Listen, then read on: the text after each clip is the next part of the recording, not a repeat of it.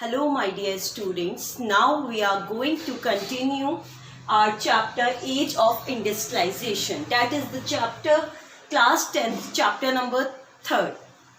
Beta, in this chapter now we will discuss the topic pace of industrial change. Pace of industrial change means speed of industrial change. When industrial revolution came in England, at which speed or at which rate did the people adopted the technology? This thing we discuss in this topic, okay? And better, the question can also be asked related to this in your board exam, that what was the speed of the industrial change, or the question can also be asked like this: did the people adopted the technology sooner as it was introduced? Okay, now we discuss the points. Only this thing you have to write in the answer. 5 points. The question can be asked for a 5 marks. Okay. You all know industrial revolution took place in 2 phases, and in this chapter we are just discussing about the first phase of industrialization. And the time period of first phase, you know, from 1780s up to the 1850s. Okay. During the first phase of industrialization, you know that cotton and metal industries developed in Britain or in England.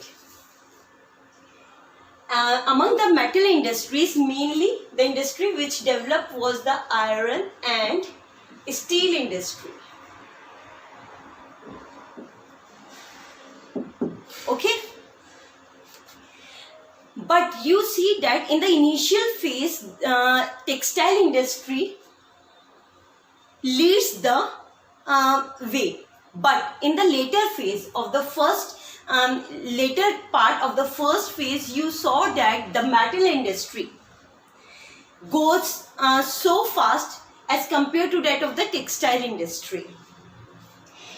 The example, the reason behind this you can understand from the fact that by 1773, the export of the metal industry rose up to the 75 million pounds, which was just double to that of the textile industry export. So from this you can understand that during the later part of the first phase, the leading industry among these two was the metal industry. In the initial phase, the cotton industry was there. Now the question must come in your mind that why? What was the reason behind this? So the main reason was that you know, by the textile industry, the industrialists earn so much profit. Now they want to invest that profit somewhere. So the best or the safe place they find was the metal industry. Why? Because now after the development of the textile industry, they want the infrastructure of the country also get developed.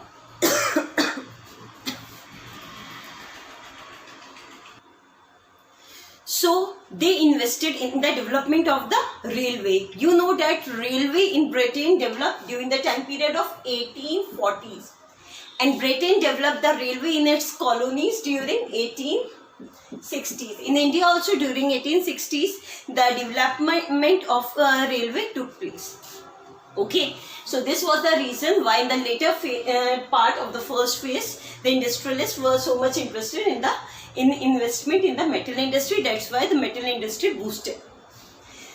By the end of the 20th century, you saw that less than 20% workforce were engaged in the industrial sector, were busy in the industries. Why was the reason? Why not so much workforce were engaged in the industries? Most of the people, means 80% people, were engaged in the traditional form of production. The reason behind this was that the industrialists themselves were not ready, or they were not having so much confidence on the new inventions. Take the example of today's time also. When any new company came in the market, you can't trust it immediately. Instead of that, if there is a well-reputed company in the market, you will trust on the product of that. The same was going back at that time, that when the new inventions took place, then the people were not having so much confidence on that, and they were not ready to buy it. Another reason behind this was that the new machines were so much expensive also, as compared to that of the workforce, simple manual workforce, because at that time the population was so much, and because of the population, the people were ready to work on a low wage also. The same supply and demand principle applies here. The supply of the labor was so much, and this led to the price of the labor go down. So the wages which they need to give to the workforce were less than as that of the machines which they buy. Machines were so much expensive, and at the same time, when they buy the machine, those machines when got broken up, they also need so much money to get repaired. That's why the industrialists also prefer to employ the manual labor instead of that of the buying the machine. Beta, 2 points we discussed. Now come to the third point, traditional industries.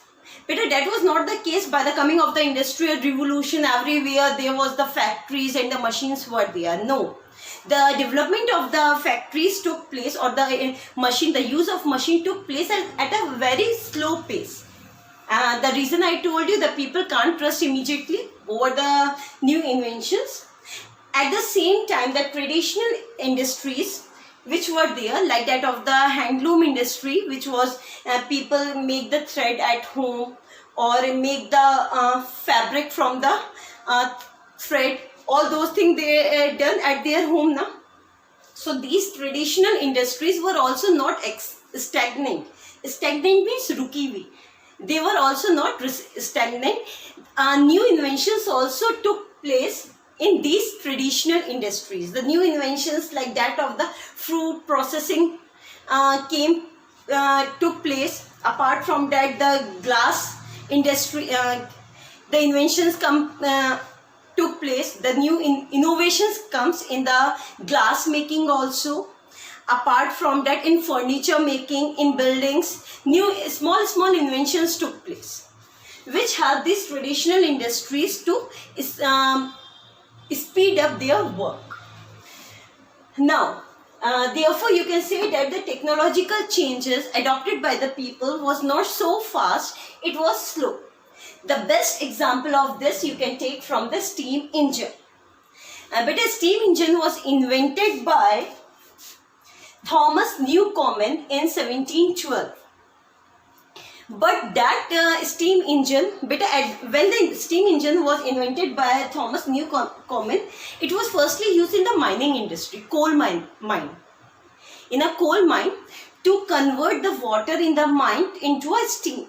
Okay, but that steam engine had one main defect. The defect was that its condenser need a continuous cooling. Why it need a continuous cooling? So that the cylinder don't get burst up in the mine.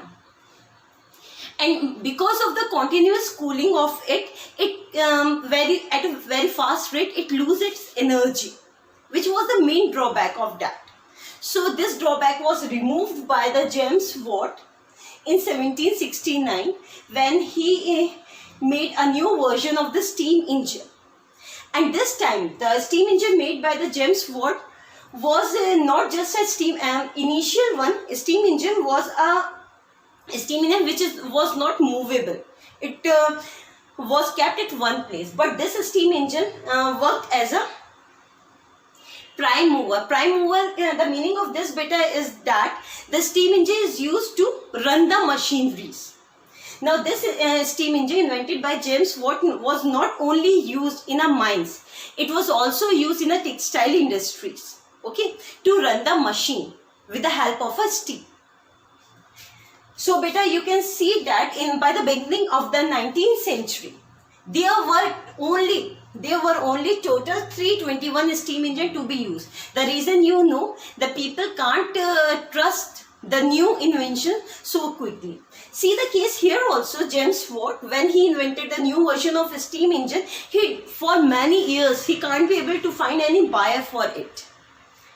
So you can see here the total steam engine which were used in Britain were 321, and from these 321 steam engines, only 80 were used in the cotton industry, 9 only used in a wool industry, and the remaining 1 were used in the mining, canal work and in the iron work.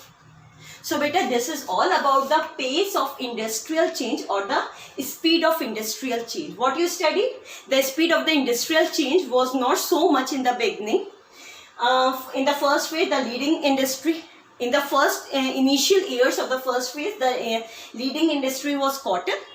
After that, the metal industry took up the way, the reason we discussed. Now beta, by the end of the 20th century, very less workforce was employed in the industries because the manual labor was cheaper than that of the industry machineries. And there was also a small innovation in the traditional industry. It was also not stagnant. These technological change were very much slow. The example you understand by the steam engine. Okay, this is all. Thank you.